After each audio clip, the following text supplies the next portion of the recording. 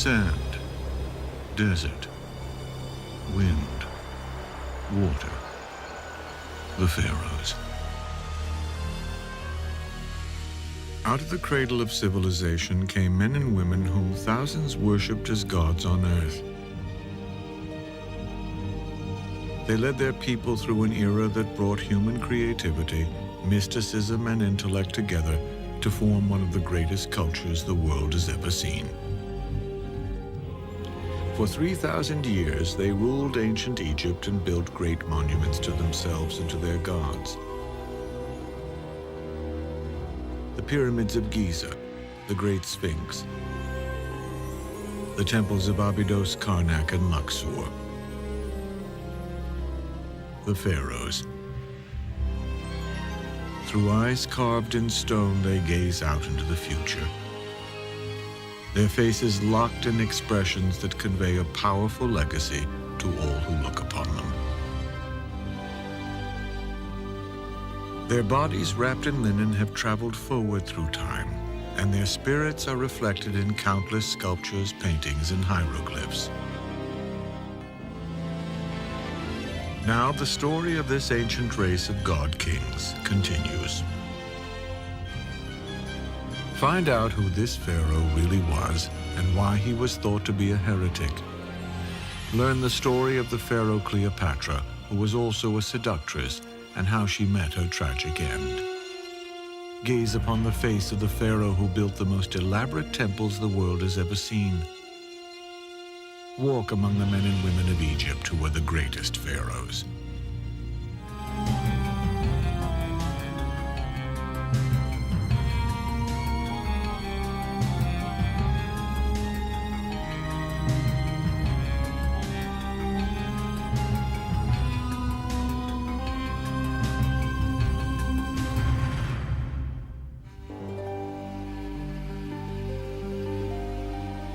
Egypt, a land where desolation and endless desert give way to a narrow strip where water flows and life took hold.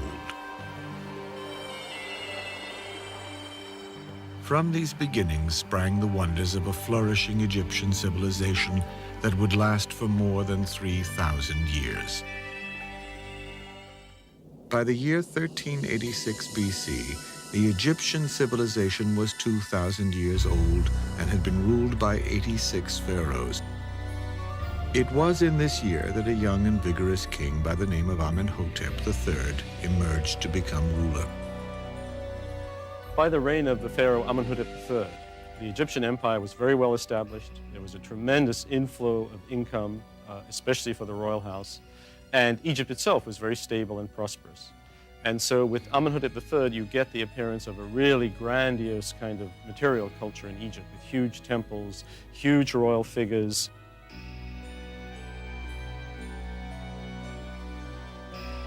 His vast building projects were centered in the ancient city of Thebes. It was here that the pharaoh Amenhotep III embellished a magnificent temple dedicated to the god Amun, the Egyptian lord of creation. It signaled a peak of craftsmanship and artistic achievement for the Egyptian civilization. Its graceful columns and expansive court remain the pharaoh's masterpiece of elegance and design.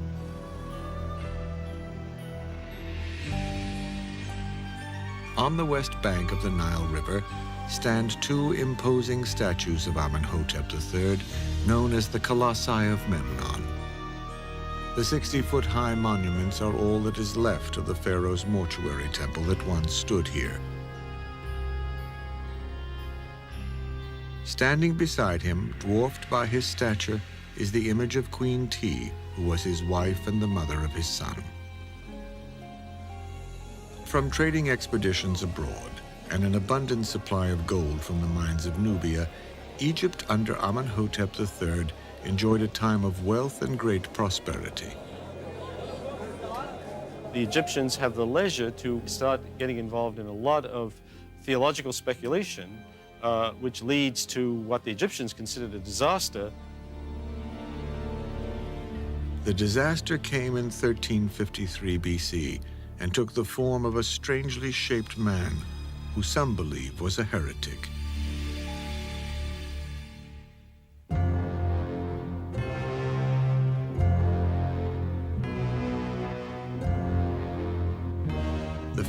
Amenhotep III had been grooming his oldest son for the throne when the young prince died. This left his younger brother, Amenhotep IV, to succeed their father. He had been studying religious matters, however, not affairs of state. As a result, his reign was a revolutionary departure from the long-entrenched traditions of Egyptian kingship. Scholars still struggle to understand this pharaoh. Was he a fanatic or a great reformer, a visionary or a madman? Whatever the answers, he was without question the strangest of all the pharaohs. For over 1,700 years, the Egypt of the pharaohs had worshipped many gods. Amenhotep IV wanted Egypt to follow only one god, the sun god called Aten. As if to complete the transformation of Egyptian religion, the pharaoh changed his name from Amenhotep to Akhenaten, which meant servant of the sun god Aten.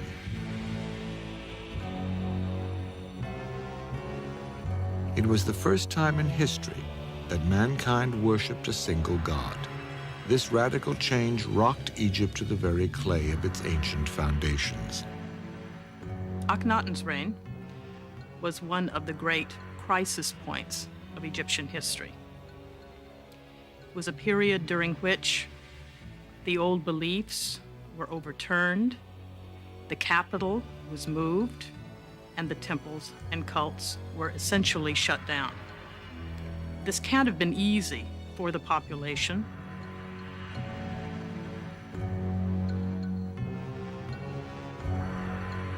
The massive temple complex of Karnak at the ancient capital of Thebes remains the largest religious site in the world. It was here, in 1350 BC, that Akhenaten was crowned pharaoh in a traditional ceremony.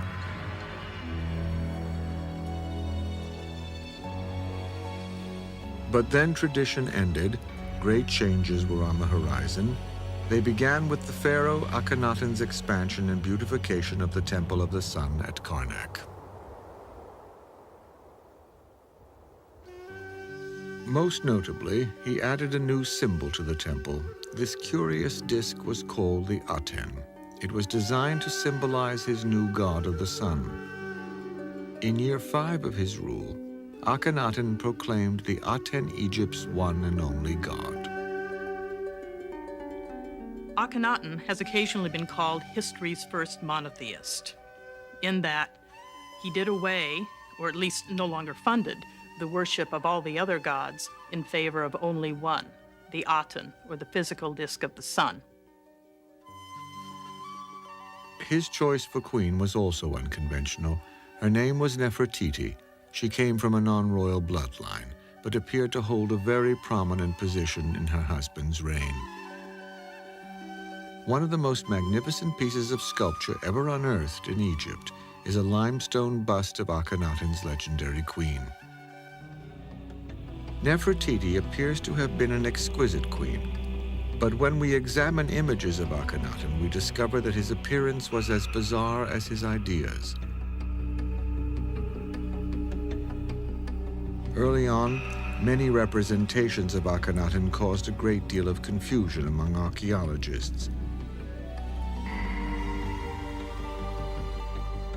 Because he was often portrayed with wide hips, a protruding belly, and breasts, he was sometimes mistaken for a woman who may have been masquerading as a man. It seems possible. Years earlier, Queen Hatshepsut was often portrayed as a male. She even went as far as to wear the false beard reserved for kings, perhaps to appear more like a pharaoh. Akhenaten's physique has sometimes been attributed to an illness called Froelich's syndrome, which causes the body to distribute fat in ways that are considered typically female. One of the side effects of the disease is that you are sterile, and we do know that Akhenaten and Nefertiti had several daughters, and there is some speculation, obviously, that Tutankhamun was a son of his as well. So if that's the case, then the idea of this one type of disease probably is not likely. But Akhenaten's mummy has never been found. All attempts to diagnose his abnormal appearance have been based solely on art and statues. Other scholarly opinions about Akhenaten's startling appearance look not to medicine for explanation, but to the symbolism tied to his new religion that was based on the Aten sun god. Akhenaten's new religion was a radical departure for Egypt, but so strong was his conviction that he was willing to defy and eliminate the powerful religious institutions which represented the beliefs of virtually the entire population. He shut down the temples of the god Amun and declared Thebes would no longer be the foremost city of Egypt. A new capital city dedicated solely to his religion would be built.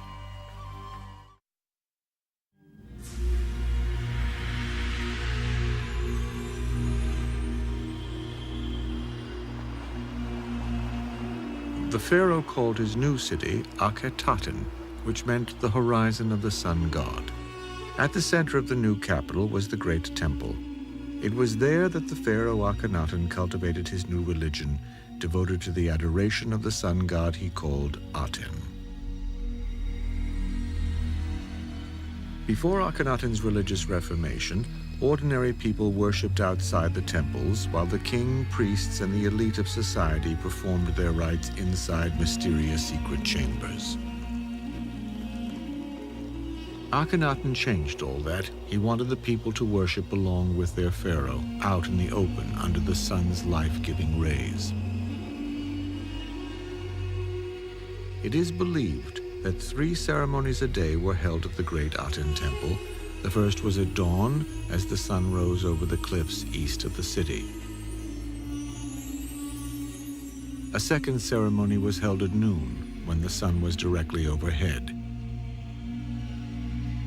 Then, at sunset, the devoted would recite a hymn to the sun, which Akhenaten himself had composed. It is not known how successful Akhenaten was in converting his subjects to belief in the Aten. It is possible his new religion was simply a ploy to strengthen his image as a pharaoh. By eliminating other gods, Akhenaten knew he would appear more like a god himself. The king was removing the intermediaries, the clutter of all the intermediate priests, the very bulky and cumbersome pantheon with hundreds of different deities and so forth, with a simpler form of the religion. But it was mainly involved with the idea of the king creating a more direct support for the idea of him as a living divinity here on the earth. Akhenaten did not conduct this worship alone. There is evidence that his queen Nefertiti led the sunset ceremony each day. Nefertiti was a very important woman. We're not quite sure whether it was Akhenaten who granted her some of the importance that she had, or whether she just decided to take it. There are some scholars who felt all along that Nefertiti was behind the religious revolution even more than her husband. Another powerful woman of this era was Akhenaten's mother. Her name was Queen T. She had migrated with her son to his new city to act as his regent. Because Akhenaten was absorbed with matters of religion, it appears Queen T may have been responsible for affairs of state. If so, there remains a puzzling archive of clay tablets that were sent to the pharaoh Akhenaten. They came from outposts of the Egyptian Empire in Syria. The tablets reported that the outposts were under attack and failing. These writings, known as the Amarna letters, pleaded for supplies to be sent and promised continued loyalty in exchange. It is likely earlier pharaohs would have responded with soldiers and strategy. In this case, however, it seems Queen T may have been the one who ignored these pleas for help.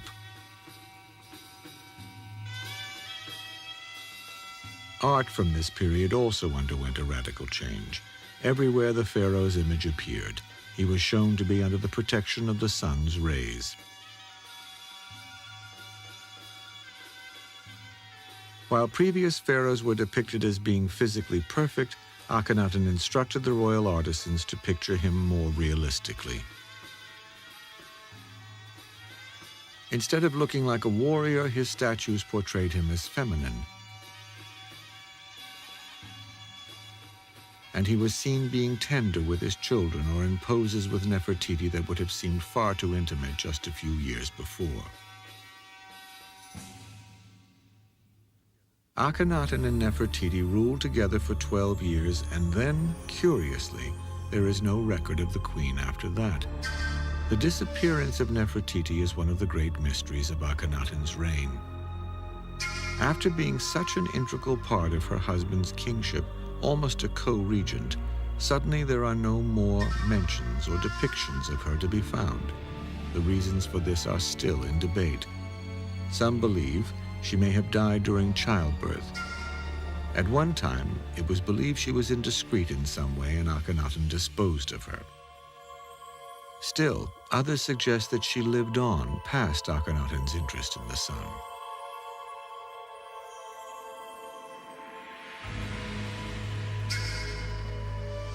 Nefertiti could have, in fact, been the more devout of the two and cloistered herself away to remain loyal to the cult of the Aten. But the basic situation seems to be that she actually died.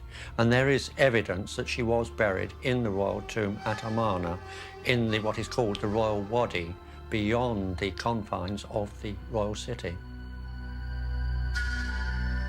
In any case, Akhenaten did not have to suffer from a lack of companionship. He appointed a new male co-ruler. His name was Smenkhara, and some believe he may have been the pharaoh's younger brother. It is possible that he married one or more of his daughters. If he did that, that would not actually be unusual for a pharaoh. But in the case of Akhenaten, we also have a suggestion that he had a homosexual relationship with his co-ruler, Smenkhara, towards the end of his reign, which would make Akhenaten one of the first bisexual people, presumably, since he also has children from Nefertiti. His unorthodox appearance and descent from the old religion caused history to label him a heretic. Still, there is little evidence that the pharaoh Akhenaten's new sun cult ever really took hold among ordinary people. Excavations of the ancient city of Akhenaten have revealed that even before his death, many of the inhabitants kept idols of the old gods in their homes.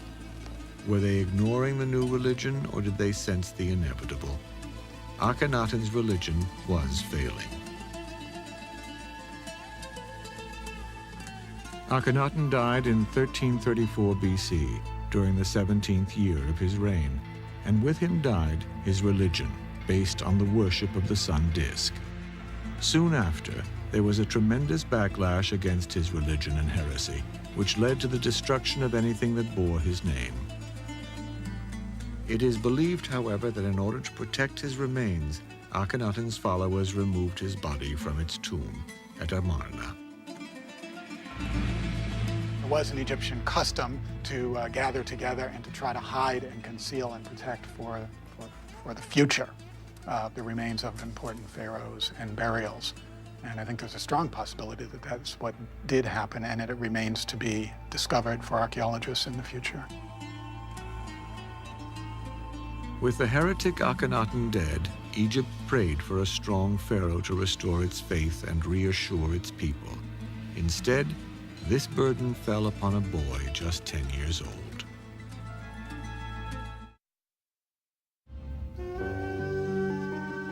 Behind the great cliffs of Dar el-Bahari, in the mountains west of Thebes, lies a golden landscape formed in primordial times, when floodwaters from the Nile cut through the earth, leaving a series of gullies and dry stream beds called wadis.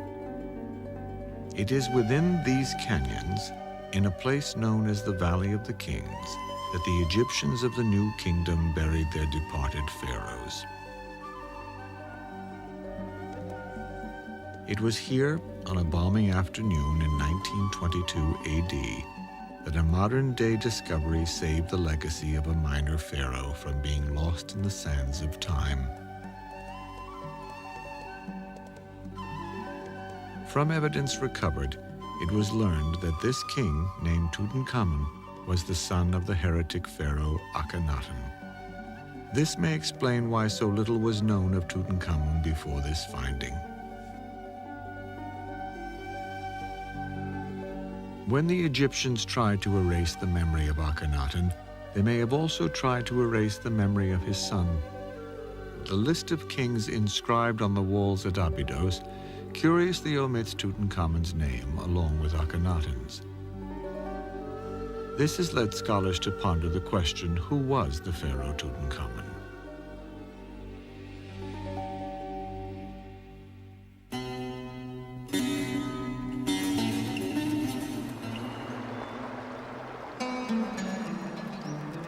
He was born and raised in Akhenaten's capital city at Amarna. His birth name was Tut-Ankh-Aten, which meant living image of the sun god. But with the death of his father, the old religious beliefs and the cult of Amun were reinstated. Accordingly, he removed the Aten from the end of his name and replaced it with Amun to become the legendary boy king Tutankhamun. His new name meant image of the god of life. Artifacts exist which depict him as a robust king attacking Nubian and Syrian enemies. But experts believe it's unlikely that young Tutankhamun was ever actually involved in any military campaigns. Such responsibilities were probably handled by an experienced general named Horemheb. He was an ambitious warrior. Inscriptions identify him as commander-in-chief of the army and deputy of the king. Horemheb had served as military commander for the two pharaohs that preceded Tutankhamun. It was his mission to reassert Egypt's military might and restore respect from its neighbors. Were there others in this boy king's court that also wielded great power? It seems that a boy suddenly thrust upon the throne of a great empire would need senior officials for advice and guidance. The question is, was Tutankhamun just a puppet for the real power behind the throne? Perhaps the answer lies with a member of King Tutankhamun's court, who overshadows everyone else. He was the king's vizier and high priest called I. A skilled and determined civil servant, his name meant Divine Father. Scholars believe it is I, along with Horemheb, who were responsible for the stability of Egypt during this time. Horemheb and I, between them, are adherents to the ancient god Amun. It is they, principally, who discard this new religion of the Aten, and the court and the religious focus is moved back to ancient Thebes, modern Luxor. Although, of course, naturally, all the inscriptions extol the virtues of Tutankhamun, but of course, it's the bureaucrats, the civil servants, the general Horemheb, the high priest I, who are essentially running the country, rubber stamping everything. To what extent any pharaoh was involved in the day-to-day business of foreign and domestic affairs still puzzles experts. Egypt had a fully developed bureaucracy of administrators and scribes. The pharaoh was a figurehead, both royal and religious. Tutankhamun, like the other kings before him, had much of his life orchestrated around certain routines and ceremonies designed to reinforce his stature. The king as a person is hedged around with royal symbolism. He has people watching him from the moment he gets up to the time he goes to bed. So to a great extent, his life is simply circumscribed by that. We might have found state affairs, in fact, quite onerous, putting on those heavy crowns and all that regalia, and look forward to the time that he could simply take them off and go off and play with his friends. Tutankhamun had a queen. She was 2 years older than he was. It appears Akhenaten was the father of both. This made the pharaoh's bride also his half-sister. Her name was Akhenaten. We do know that she was very important to him. They were married when they were fairly young. From the representations, we see that she sits nearby him. She seems to take an active interest in some of the things that he was doing in hunting and fowling and fishing. With the old religion of many gods now reinstated, the reign of King Tutankhamun seemed destined to be a period of rebirth and renewal for Egypt. But then, at about the age of 20, the young pharaoh suddenly died. Some believe he was murdered. Forensic analysis of his mummy shows that he died of damage to his cranial cavity. This suggests a blow to the head. Further examination reveals a small hole in his skull. Scholars have constructed theories as to how it got there. One is that he was thrown from his chariot, but that seems highly unlikely because of the nature of the damage to the skull. Others that someone crept upon him in the night and thrust a small pointed object into the brain and therefore did away with him in a silent and stealthy manner, and still others that he might have died of a cerebral hemorrhage. Was there a conspiracy to murder the pharaoh? Some believe the damage to Tutankhamun's skull didn't occur until after he was dead. It is known for a fact that embalmers were not very careful. And there have been evidences of spare legs that are in coffins, and in some cases, in order to make sure that an individual fit into the coffin, then the toes were cut off.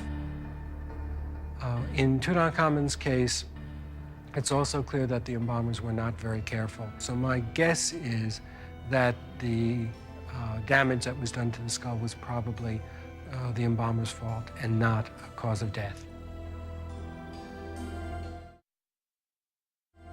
The short reign and sudden death of the young king did not allow enough time to finish a proper royal tomb. This is probably the reason that his burial site ended up hidden from plunderers through the ages. The entrance had been obscured by rock chips dumped during the cutting of a later king's tomb.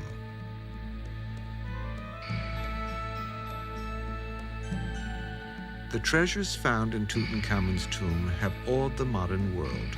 Up until their discovery, men could only imagine how Egypt's once brilliantly colored temples and artifacts would have appeared in ancient times. The contents of the young pharaoh's tomb reveal the true opulence and splendor of the era.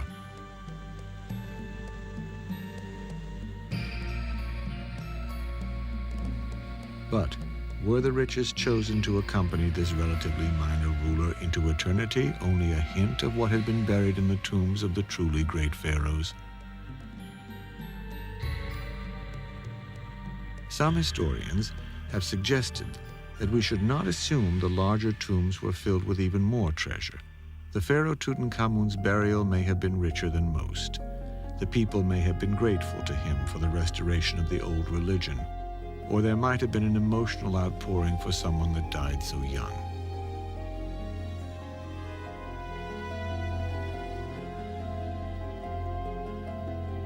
The untimely passing of the king not only caught the royal tomb builders unprepared, but it left Egypt once again without an heir to the throne. Sadly, there is evidence the young royal couple tried to perpetuate their bloodline. 2 mummified fetuses were found in Tutankhamun's tomb that are almost certainly the remains of stillborn daughters. Although it is only a theory, some experts speculate that inbreeding may have been one of the many factors, including disease, politics, and warfare, which contributed to the decline of other kingdoms. In Tutankhamun's case, Inbreeding may have rendered his children too frail to survive.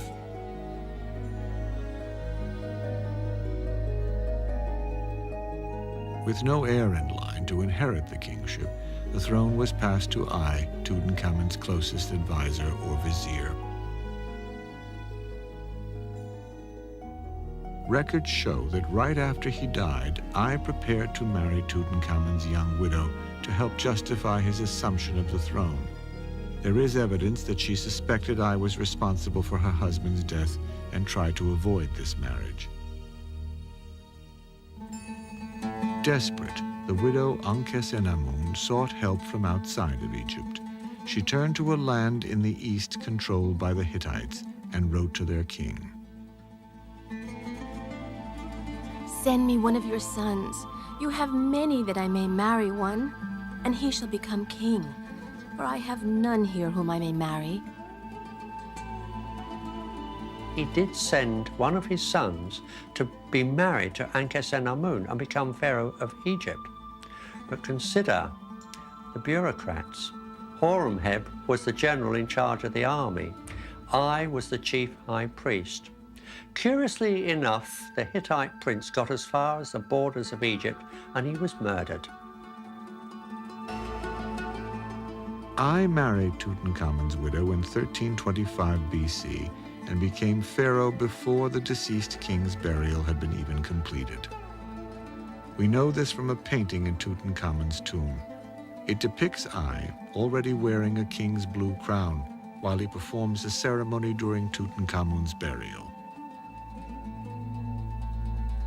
Of course, it is possible that I was just the logical choice to assume the throne after young Tutankhamun died heirless. But there is one more suspicious aspect in the archaeological record from this time. Right after I ascends to the throne, there is no more mention of the young queen Akhenaten. She disappears. Was she the next victim in this 3,000-year-old conspiracy? I reigned for only 4 years, and like Tutankhamun, had no heirs to carry on the 18th dynasty. Soon the throne of Egypt would belong to a new dynamic bloodline of kings. Among them would be the greatest of the pharaohs. He would usher in a period of building and expansion never to be equaled, and he would take the image of the pharaoh as a god to the extreme.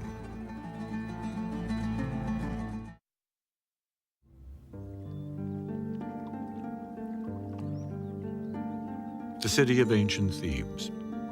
The pharaohs of Egypt were drawn to this landscape that lay along the banks of the Nile River. Queen Hatshepsut had embellished it with an obelisk that bore her name. Amenhotep III had built a grand temple to its patron god, Amun. Thebes' southern location was a natural choice for the capital city of a country that was expanding downward toward the rich territory of Nubia. The pharaoh Tutankhamun had moved the royal court back here before he died, and his vizier, I, had remained at Thebes during his brief reign. In 1321 BC, the general called Horemheb proclaimed himself to be the pharaoh of Upper and Lower Egypt. His name meant Horus in jubilation. Horus is Egypt's hawk-headed deity, a bird of prey, the god of the kings.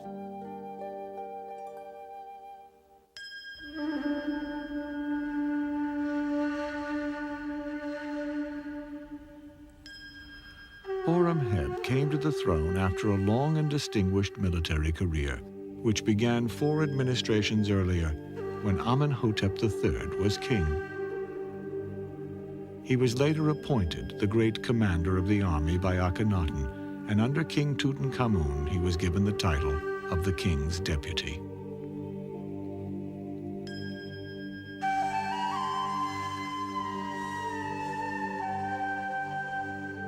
Little is known about Horemheb's heritage. He was not from a royal bloodline and therefore had no claim to the throne.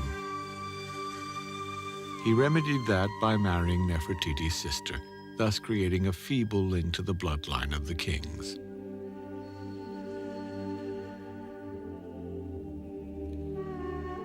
Already middle-aged, Horemheb immediately set out to restore Egypt to its status prior to Akhenaten's heresy. At Thebes, he reopened the temples of Amun, but to avoid a power struggle with the priesthood, he appointed priests from the army. Since he was a military man, he felt they could be trusted. After this, Horemheb initiated the destruction of the great temples to the sun disk built in Amarna by Akhenaten.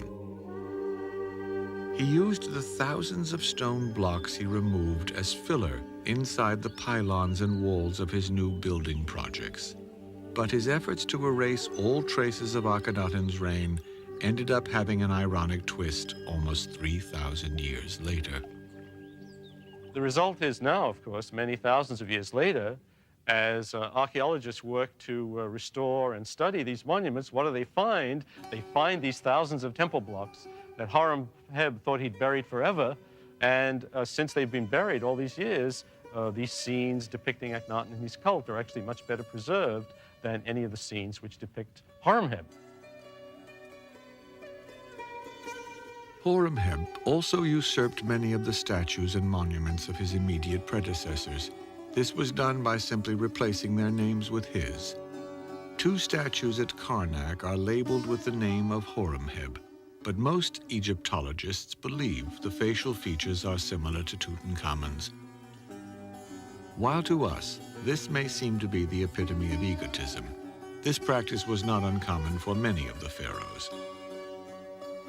The Egyptians might have not put such a negative spin on it, and they might have considered it more of recycling, but it was also a royal prerogative in a way, because when a king took over, he became divine, and therefore, since the office had always existed, then he in that office would always have been around and would always exist. It was a right and a privilege that the reigning monarch had. Horemheb ruled for almost 30 years, but when he died in 1306 BC, he, like Tutankhamun and I, was cursed by not having an heir.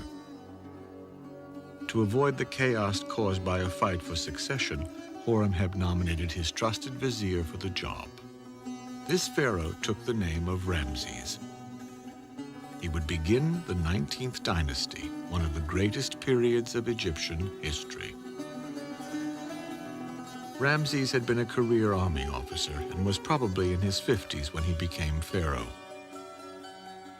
Ramses planned to continue rebuilding Egypt, but his reign lasted only 2 years. He did manage to accomplish something his 3 predecessors had not. Ramses produced a male heir to inherit the throne.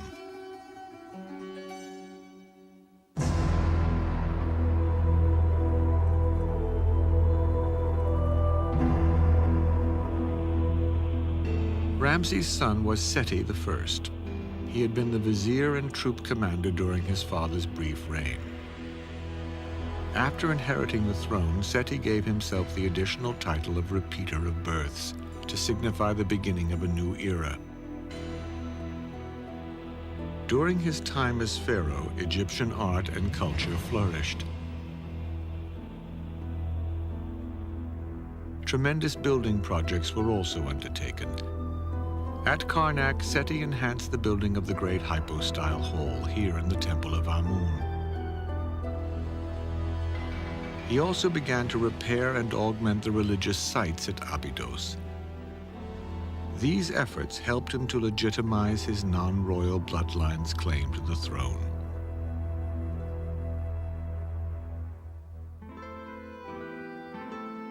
Abydos was the ancient center dedicated to the cult of Osiris, the god of the dead. It was originally built in the Old Kingdom and had since fallen into disrepair. The temple Seti I built for himself at Abydos is considered one of the masterworks of the era. Inside, his likeness is depicted alongside many of the gods of Egypt. It is believed that the gods actually dwelled within the temples which were dedicated to them. The wall reliefs here are considered some of Egypt's finest. They were carved with great precision and in the more difficult raised technique instead of the more common and quicker inscribed carvings. Seti was also the pharaoh who had the list of kings inscribed in his temple at Abydos. It not only honored those who came before him, but also elevated Seti into their ranks. The name Seti means he of the god Seth. Seth was the deity of storms and war. Seti lived up to his name on the battlefield. He has grown up with the army.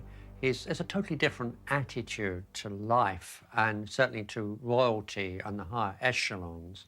He fights incredible campaigns year after year against the Syrians.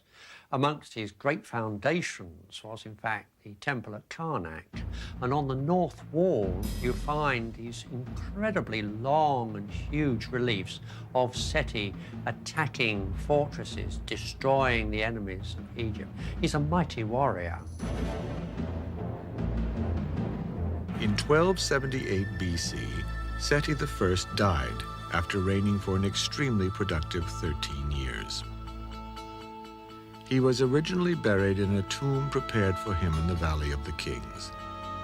But to protect Seti's remains from grave robbers, his mummy was later removed and taken to a hiding place, dug high into the cliffs above Queen Hatshepsut's temple at Dar el-Bahari.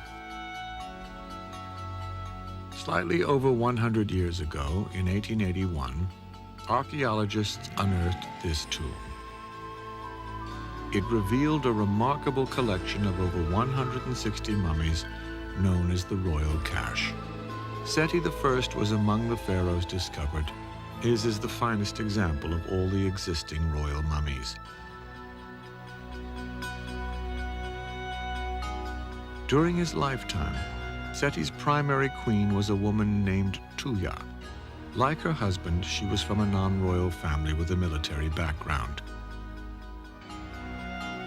Their first son died. Their second child was a daughter, but their third child was a boy destined to become Egypt's most celebrated ruler.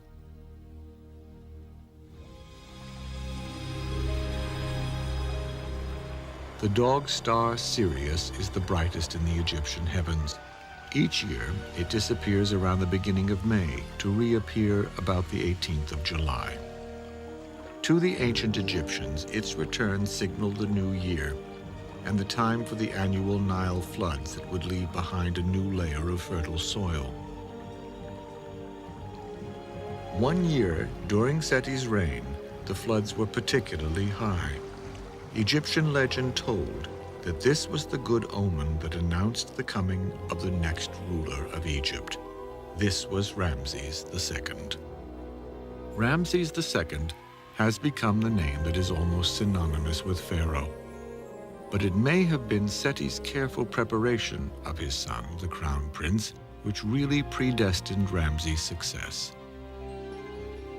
Ramses II was probably one of the best prepared pharaohs in Egypt, because by the time that he came to the throne, they really had a fairly regular process of making sure that all the senior royal princes had a lot of experience in military affairs, in governance. So when they came to the throne, they were already experienced and effective in what a pharaoh needed to be.